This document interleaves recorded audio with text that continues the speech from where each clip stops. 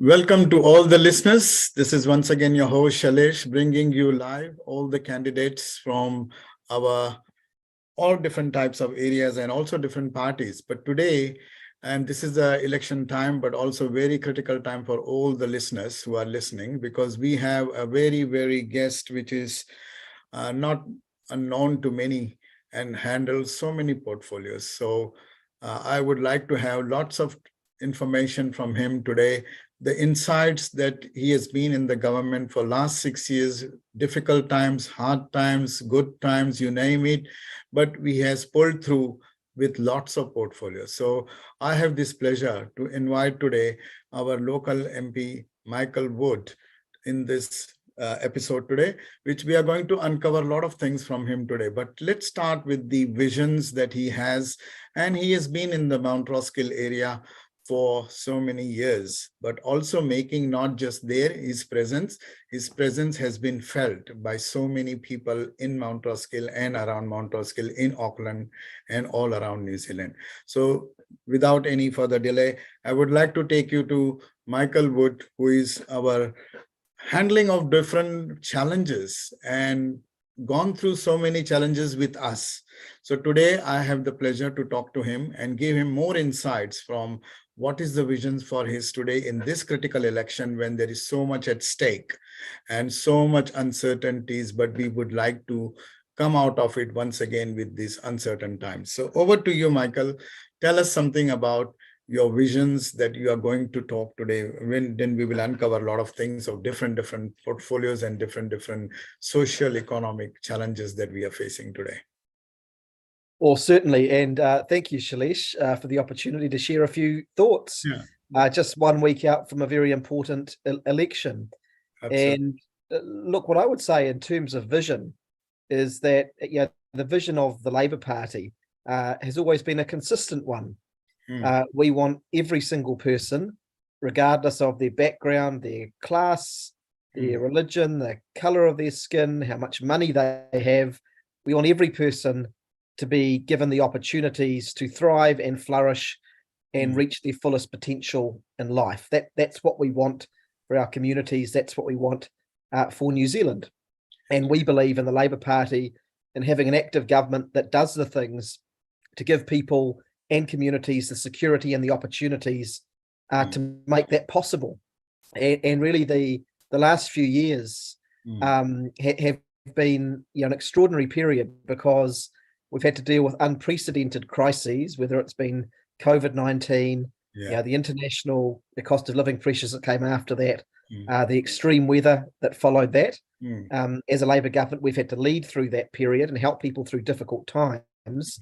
But at the same time, I believe it is important that we keep that sense of vision and we keep trying to improve things for people. That's what Labour's about. We keep reforming, we keep making improvements for people's lives and for communities. Absolutely. In terms of uncertainties that we have currently today, after coming out of COVID, after coming out of all the challenges, and 2 years we know all that we have spent 2 years doing not much because we could not do, really speaking. But then now in this stage of uncertainty, and do you think the realistic view that when others say or opposite parties says that, we were recovering too slow, we recovered, how realistic is that view from your perspective? I would like to know. When there is always a challenge of different opinions that I want to recover fast, but is it realistic to recover fast in 1 year or 6 months when you really look at it in realistic view? No, of course not. The COVID pandemic that we went through, was the biggest social and economic shock to the global system since the Second World War. It was immense. Tens of millions of people died. The whole global system of maritime and aviation connections ground to a halt. The global supply chain was completely crunched. This was an unprecedented event. And of course, that will have an impact, and of course, some time to recover from. But what we can be proud of in New Zealand, and this was because of the government's response, our economy is still, I think, around about 9 to 10% bigger than it was pre-COVID. Mhm. We kept unemployment at very low levels, remembering that when we went into COVID, there were fears that we would enter an economic depression and have unemployment over 10%. Yeah. And in New Zealand, the government did have to shoulder up and invest to achieve those outcomes, but we Yeah. still came out of COVID with some of the lowest levels of government debt of Mm. anywhere in the world. So yes, there are still impacts we feel from COVID, Yes. and it will take some time to kind of get back to more of an equilibrium. The cost of living pressures are the most obvious one. Yes, well, look, really, my point was that, of course, there are still economic impacts we need to work through. The cost of living being the major one, Yeah. as all countries do. But really, we come out of that COVID emergency period with one of the strongest economic performances of anywhere in the world, Yeah. and with strong foundations to now move forward. And for Labor and government, we've recognised that the big challenge that households and businesses do face at this time is cost of living. Absolutely. Most other developed economies are experiencing that because of the fallout from COVID. And that's why our focus is on a range of really practical things to try and help with that. It is beginning to work. We are now beginning to see inflation coming down. We are now seeing the Reserve Bank, they've stopped increasing the official cash rate. Just this week, they've again confirmed a stable outlook there. Yes. And we hope that that begins to edge down in the near future. If they make that decision, of course, not the government. The risk we have this election, frankly, is the National Party with their irresponsible unfunded tax cuts. And there's now real concern that they could, in fact, once again, further fuel inflation and therefore potentially lead to unnecessary further increases to interest rates. Yeah, see, that is what I wanted to come on that. With the current scenario of cost of living, cost is the key thing where we want to reduce, not increase. And the pinch that everybody is facing, no matter which economic situation they are in, the socio-economic effect that everybody is having currently is we want to cut down the cost. And by giving tax, are we going to cut down the cost? That's $1 million question. Like you can't just cut down the tax and say that we are cutting down the cost. This is just like temporary band-aids, basically, not looking at That's right. So tell me something about that. What do you think should happen really, in real terms, to reduce the cost so that we have that less pinch? Well, you are right that tax cuts are effectively an ineffective and temporary band-aid, and bear in mind that they actually won't help most people all that much. For someone for example, on the minimum wage, they'll maybe give about $2 a week. For someone a little bit higher up the income scale, maybe $10 a week. Now, okay, that's something, but it actually isn't going to go very far. And effectively, what we've learned this week is that some of the modelling suggests that increase in overall money supply in the economy, would impact inflation further. That's what makes inflation go up. And that potentially means the Reserve Bank is likely to hold on to higher interest rates or increase them further over a longer period, potentially which will potentially wipe out any of the financial gains that people make for them. So I don't think it's at all a useful way of helping people with the cost of living. It might in fact be counterproductive if it increases inflation overall and interest rates. And so it's Labor's position that there are three core things we can do to support people with the cost of living challenges. One is for the government, in terms of its own fiscal policy, to behave in a way that helps to ease down inflation. And that's to be careful with our own expenditure, to have a stable fiscal plan. Again, I have to emphasize this point, National's fiscal plan does not stack up. Independent economists have said that they can't pay for the tax cuts. Ours is fully costed. We've released the costings. People can have confidence that it adds up. And that is going to be helpful just in terms of not putting additional inflationary pressures into the economy. The second thing we can do is to give targeted support that helps households with the cost of living. And so some of the things we're we've either done recently or we're proposing this election, things like cheaper public transport for people who use public transport, free prescriptions for families with young children, additional support for early childhood education.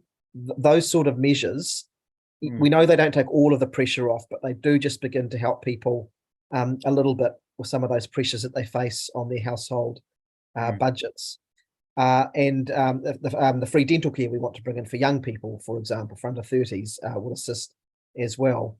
And working for families, for families with children who often face significant costs, giving a relatively significant boost there will actually really help some of those families with their household budgets. And then the other side of it is incomes, is decent wages. And it is Labor that consistently makes sure that wages are keeping up with inflation. And our record is that, even over the last year when inflation has been higher than we want, overall median wages have actually increased more than inflation. National tends to oppose nearly everything we do that actually keeps wages moving ahead. So people can count on Labor to continue running policy that is supportive of wages continuing to improve, like decent minimum wage increases, fair pay and fair pay agreements. Yeah. Do you think this is the right time of what others nationally saying, or what other parties are saying, that Labor has always been giving only handouts but not hand-ups? That was the slogan I heard. And I personally feel, in my view, that okay, when there is a need, has to be a support. Where this is like a wartime recession, and where you can't expect just hand up, because there is nothing to really stand up. First, we have to stand and survive. And that's the situation that we are facing. How do you justify or make your visions when it comes to values and when it comes to human thriving, not just surviving, but also thriving? But then at this mode, we are into a situation where we are in a survival mode, and we are coming out of that survival mode on our own. So we are really speaking individually, you are giving that independent, that what I see it. But how do you explain this if somebody who's listening wants to know that why we want support only by taking money? No, we want something that we can raise ourselves or independently grow. That kind of support is needed, what some people say. But is it the right moment to do that, or justify? What's your justification on it? Well, the words that I used earlier on were security and opportunity. Yeah. And those are the things that Labor believes that people need in order to be able to, live successful lives of purpose and contribution. Firstly, a basic level of economic security for people. If people are constantly, fearful about their economic circumstances, they don't have a basic level of stability. If their basic needs aren't met, then it's very difficult for people to get ahead and go to the next level. So that's why for Labor, things like, basic decent incomes, decent housing, a good public education system, those things give the basics of life for people to be able to apply their talents and work hard and do well. If you don't have those things, it's much harder for people then to really contribute and really make their way and live their dreams and help others. Absolutely. So Labor always invests in those areas. And one of the things that frustrates me, we sometimes hear those lines from the National Party. Well, Labor was formed by working people to represent the interests of working people. And so one of the things we always say is that, well, work should reward people. People should have fair pay, decent conditions, and a voice in the workplace. If you want work to be meaningful, if you want work to help people get ahead, then you need to have decent standards, decent pay. And yet every time we do one, we try and improve those things. It tends to get opposed by the National Party. And then there's other stuff we do. So, for example, the massive investment, this is in the hand-up space, the massive investment in apprenticeships under Labor. Apprenticeships were completely run down under National. And we are now giving tens of thousands of young people the opportunity through the Apprenticeship Boost program to get into the trades, to learn skills, to learn confidence, and get some direction in their lives. And actually, it's a great example of the way we work with businesses, because the way that the Apprenticeship Boost works is we are simplifying a little bit here, but we effectively subsidise the employer a little bit. to take on an apprentice because we recognise it does create some extra costs and risk for them. We started doing that during COVID so that they didn't get rid of their apprentices, and we're now making that a permanent part of our policy. That's giving those young people a hand up. The training incentive allowance. If we have, solo parents on the benefit who want to get into tertiary education to advance their skills and their knowledge, the National Party abolished that when they were in office. It's Labor who's actually brought it back. And that's actually giving people the hand up, just a little bit of support for people sometimes in very difficult circumstances, to dream a little, to take a step forward in life, and to be able to develop their talents. Those are the things that Labor's about when we say we're here to provide security and opportunity for people. And also, I'll just finish on this. Don't ever forget, it's always Labor that delivers the lowest unemployment. So I don't take any of this rubbish from the National Party about Labor being the party of welfare dependency. Of course, we treat people on benefits with dignity and respect, but we're the party that gets more people into work than national governments ever do. Unemployment's at record low levels because of the fact that we as government consider that to be responsible and make it a priority. Yeah, very well said that, because that's what people probably have forgotten, that apprenticeship incentives have created lowest employment as well, but also given them the growth and the skill to explore their own skills, which is the best part of as an independent growth, as we call it. That if you wanted to understand the support that to all the listeners who are listening, who wanted to know that, okay, what's the support Labor is giving? So this incentives, this training, all of that is all support to grow yourself and independent. That's what the impact has happened. And also on the other side, it has kept the unemployment low as well. Plus everybody has got an independent opportunity to actually explore their own talents and move from one job, which in COVID didn't work, and then now they can do something. So that's a good point, Michael, you said that. So now coming to the local Mount Roskill that you have been standing as a candidate for a while, but also the achievements that you have done. We know some good things have happened, such as housing, such as schools. And these are the things that in spite of COVID, in spite of all these people who say, tell us something about Mount Roskill achievements that you have done in your Well, I would start with housing, which you've noted there. I was first elected in 2016, and the single biggest issue that was raised at the time of my election was the housing crisis that, of course, had been building for many years in Mount Roskill and Auckland and across large parts of New Zealand. And I said that one of the things I would champion as local MP was more decent and affordable housing in Mount Roskill. And we have made, under this Labor government, Mount Roskill is one of the epicenters of housing investment in New Zealand. Significant development in Roskill South and Waikowhai, where I live, and major plans for the Wesley area, where government has taken on its responsibility as a major landowner to lead comprehensive redevelopment of those communities, delivering huge numbers of new state houses, market-based houses, and more affordable first home buyer houses. Right. And that's really beginning to come on stream now. You see it in Roskill South. It's the most advanced of the developments. Many new houses there, warm, dry, healthy, beautifully designed, investment in the stormwater and the park. So it's a great community as well for the people who live there. And I'm really proud of that. There's much more to do, but we are now really moving ahead on the housing front. I was just out door knocking a couple of weeks ago and met some of the young first home buyer families who have moved into some of the Kiwi build houses there.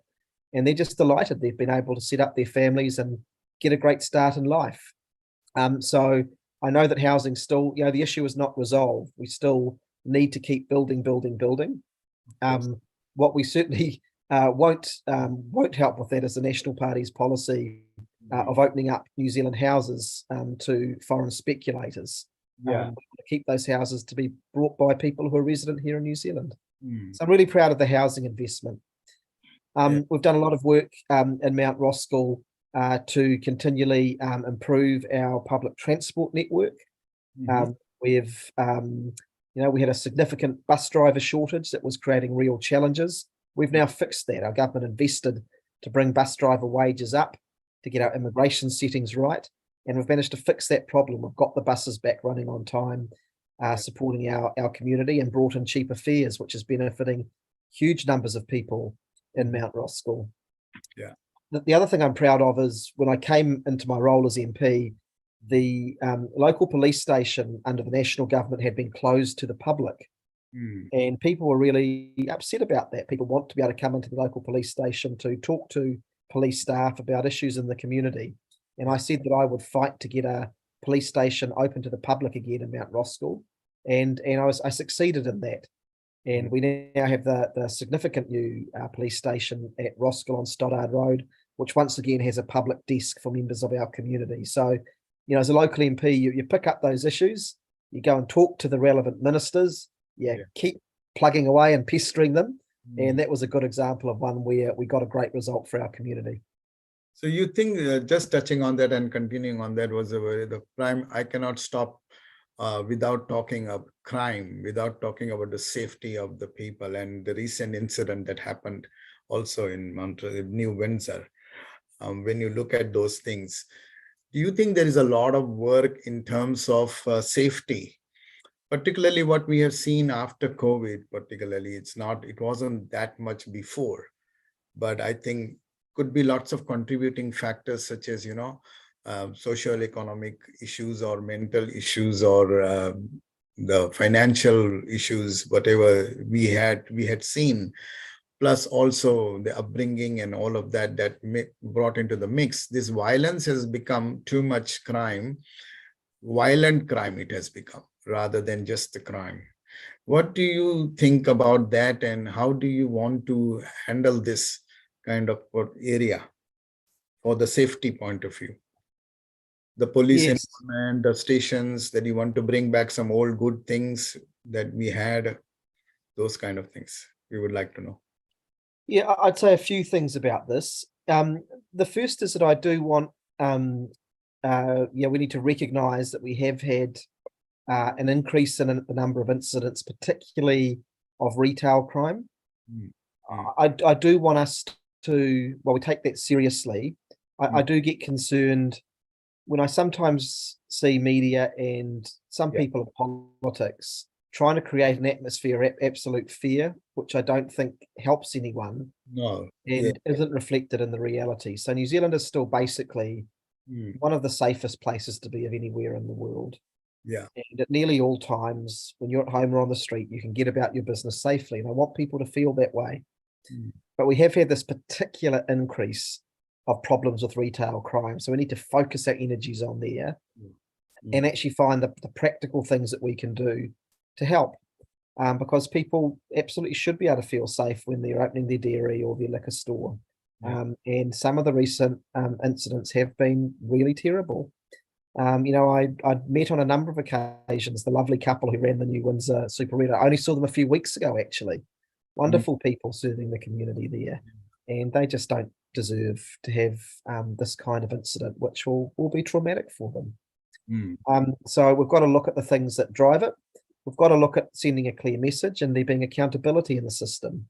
So we have made some relatively significant changes. So, the biggest issue that has been raised with me over the last year, 18 months, has been the issue of the ram raids. And so we have put in place a stiffer regime in terms of penalties. We have said if you use a vehicle to conduct a ram raid, that can be what's called an aggravating factor, which can increase the sentence that you get if you're convicted in the court. Similarly, if you put it up on your phone, which glamorizes it and might encourage other people to do it, that can be an aggravating factor, creating a more significant sentence. And what we also recognised after working the issue through with police is that, very sadly, we had quite a few 12 and 13-year-olds engaged in this behaviour, often being sent in by older people. And the thing about 12 and 13-year-olds is that they weren't within the jurisdiction of the youth court. So police had limited options to actually hold them accountable and get them into the right programs to get them back onto the straight and narrow. And so we have actually changed the law so that they can be brought into the youth court system. And we know that when we do that, the programs we run now, called Breaking the Cycle, have a 70 to 80% success rate in stopping those young people from committing further crimes. So we're trying to find the evidence-based things that we can do to A, hold people accountable, but B, then to actually fix the problems. And the truth is that if a 12 or 13-year-old is out at 2 o'clock in the morning committing crimes, there's something going wrong at home. And got to actually get in there and fix those problems, because if you just punish that kid and send them back into the same home, they'll just end up doing the same things and hurting more people. So we've got to go back to the source and fix those problems. I think, you rightly said, because otherwise everybody is coming up with solution as a band-aid rather than going to the source. So I agree totally on that. So on that note, I also wanted to ask finally, like, what's your one thing on your mind this election, which is at stake for everyone, but also for you in your mind, that what you can make a difference to every single multicultural society that is there in Mount Roskill particularly. Everybody's needs, everybody's dynamics are different and demands are different. But ultimately, as Labour stands for the values, what one thing you have on your mind to really do it or tackle, so that this cost of living, or from any point of view, housing point of view, cost of living point of view, economic, social, whatever, what's on one thing that you would like to do in this, after this election and after this election? Well, the overall theme that I would have on my mind is how we build a really inclusive society. We've had difficult times over the last few years, and we still live in a very unstable world. So we do face the cost of living challenges. We have very difficult international relationships to work through, and it could continue to be a difficult time. And so you need a government in place that's going to look after everyone in our society. And so as we get close to this election, the risk is in going to a National Act government with some of their pretty extreme policies is that a lot of people get left behind. So, we've had National Act come out and say that one of the ways that they will try and pay for their tax cuts is to reduce the incomes of the poorest people by about $2 billion in New Zealand, which will increase the gaps between rich and poor even further, and likely, in my view, drive more crime in our society, because desperate people do desperate things. Absolutely. And so as we move through more unsteady times, how do we make sure everyone in our community is truly included? And if there's one thing I can talk about, one sort of policy area I'd identify, it would be education. One of the ways in which we give people that opportunity is through an education system.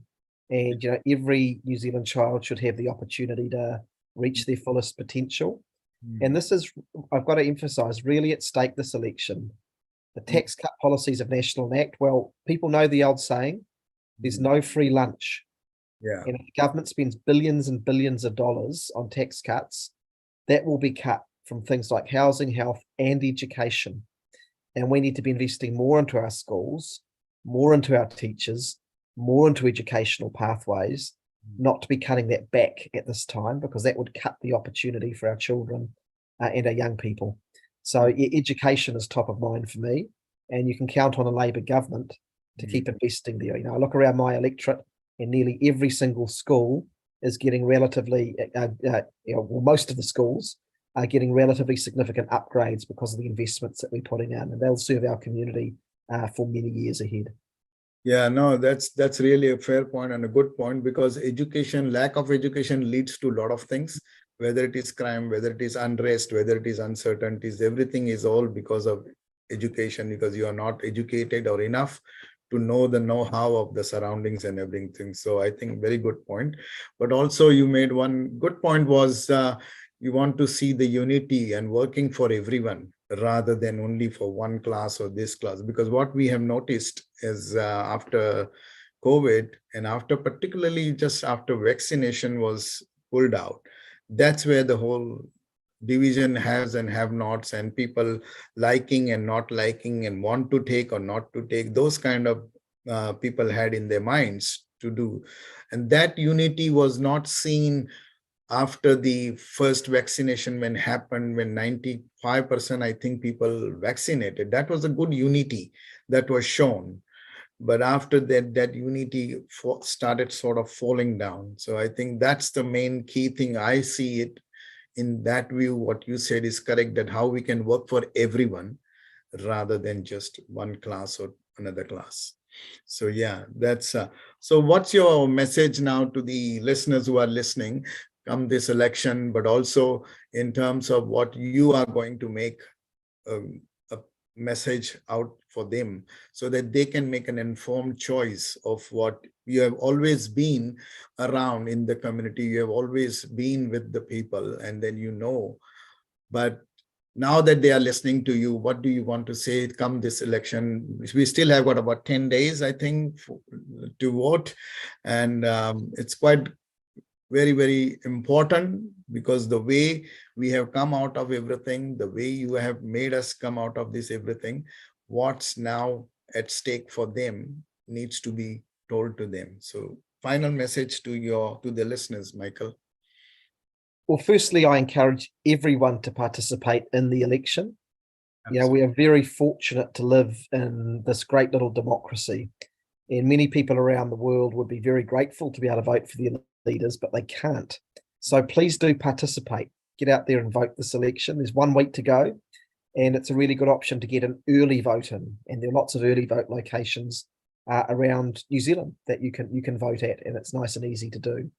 Yeah. And it's a really important election because we can either move forward with a Labour-led government, which will keep up the investment in those things which do build a strong economy and a strong society, investment in health and education and housing, our young people, caring for our seniors and our more vulnerable people. Those have always been the values of Labour, and our track record has been of investing in those areas, and we'll continue to do so. The alternative, might sound a little bit tempting, tax cuts. Who wouldn't like a little bit of extra money, even if it's not much? But you need to understand what's at risk, and it's our social fabric which is at risk. National's tax cut plans have been shown to be unaffordable. They rely on selling off massive amounts of New Zealand houses to overseas speculators, and a whole lot of more New Zealanders engaging in online gambling. Independent economists have said it doesn't stack up. And the only way they can therefore fund it is by creating more debt or by cutting into our social fabric. And that's not to speak for the ACT Party, who wants to hack the government services back to the bone. And who knows where it would go with New Zealand First, because New Zealand First and ACT hate each other, yet they want to work together in government. So we can have a continuation of a stable, experienced, caring Labour government that will invest in the things that make life better for you and your family, or we can have a coalition of cuts and chaos under National, ACT and New Zealand First. And I think that the path forward with Labour is the one that will ensure that we can continue to build a strong economy and society that make everyone better in our country, off not just a privileged few at the top. Absolutely. So last final change, everybody thinking change. Well, change is already happening, and change has already happened after COVID. We have changed to a better. We have moved from that. Change has already happened, that we have come out of COVID. But even still, people want change. So change means what? According to you, what's your definition of change? Political party changes, or political social economic changes in your life? Or you want us, as you rightly said once, I noted, and to all the listeners, I want to stress this, is like security. You said security is the important, and the economic security that only Labour can give, basically, which is very important at this point of time. So the change that everybody is talking about, in your definition, what really change? Yes, change everybody wants, and every time change is required. But how do you define change? Well, we do need to keep changing. There are new challenges, new opportunities, problems that need to be solved, and you need change to deal with those things. But when you come up to an election like this, you need to say, you can't just say, I'll change for the sake of it. What would the change be? So, what would the change be with the National Party and the ACT Party? It would be massive cuts in housing, health, and education. Many of the things that we really care about. With the ACT Party in there, it could be very, very extreme things. So he's saying they want to, fire nearly 15,000 public servants before Christmas, who often do very critical work within our system, for example. So that change would not be positive for New Zealand and for New Zealanders. The kind of change that we need are things like, more investment in those areas where people currently find it tough. That's why I'm really proud that we want to roll out a free basic dental service in New Zealand, starting with our under 30s. The kind of change that we need is more investment in reducing the impact of climate change. Now, I'm really proud of our clean car discount, which has enabled tens of thousands of Kiwis to get into low emission vehicles, better for the environment and saves them money at the petrol pump. National and ACT want to completely go backwards and scrap that scheme that delivers such significant benefits for so many New Zealanders and for our climate. So yes, change is always important.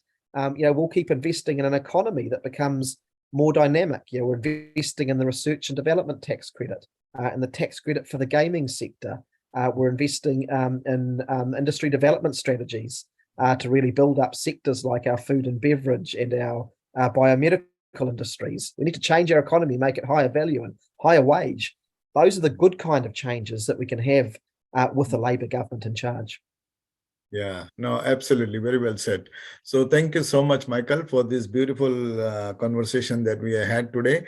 And I think it's a good resonation and also good insights for people to vote for. So you need change, but these are the changes that you already highlighted. Lots of changes are going to happen anyway to people to understand that it's not just changing the government, but changing the needs and the wants that you want to change. And I think that's a fair point of recognizing the dental, which is the requirement of an under 30s, is one of the key things to the generational changes from that point of view. So yeah, definitely, and education you highlighted, plus you are also going to do a lot of things on the crime and the law and order. But I think cost of living, dental health services, education is something on your prime, which is one of the key things of any development or evolvement of our individual growth. So with that, I really, really appreciate and thank you so much for taking the valuable time for me to talk to me and give us the insight. So listeners, vote, as he says, please go and vote, whether you want to vote for a change you need. All the changes that Michael has said today have got some element in it, and everybody has got something or the other to understand those changes. So you can vote for those, or you can vote, but you still vote whether you want to change or not. You still have to go and vote. That's my message to all of you, because that's your right. That's your exercise that you want to write. Because by voting, you're not just voting for the political party or for the person, you are actually voting for yourself, in my view, and you guys making an impact to yourself rather than to anyone. So please go ahead and change. And that's my message. Finally, Michael, please make a plea for the voting to all the listeners. Well, please, everyone, make it 2 ticks for Labour this election. That's the way that we can continue with the experienced and inclusive leadership of our government. It was Labour who got our country through some of our toughest times, like COVID-19, the severe flooding and cyclones of earlier this year. It's Labour who has a focused plan to help your family with cost of living pressures and to make sure we keep the public services that all New Zealanders need. We cannot afford the cuts and the chaos we would get with a National ACT New Zealand First government. So please make it 2 ticks for Labour. Thank you. Thank you so much, Michael. And good luck with your campaign. And good to see you back once again after come 14th of October. Thank you.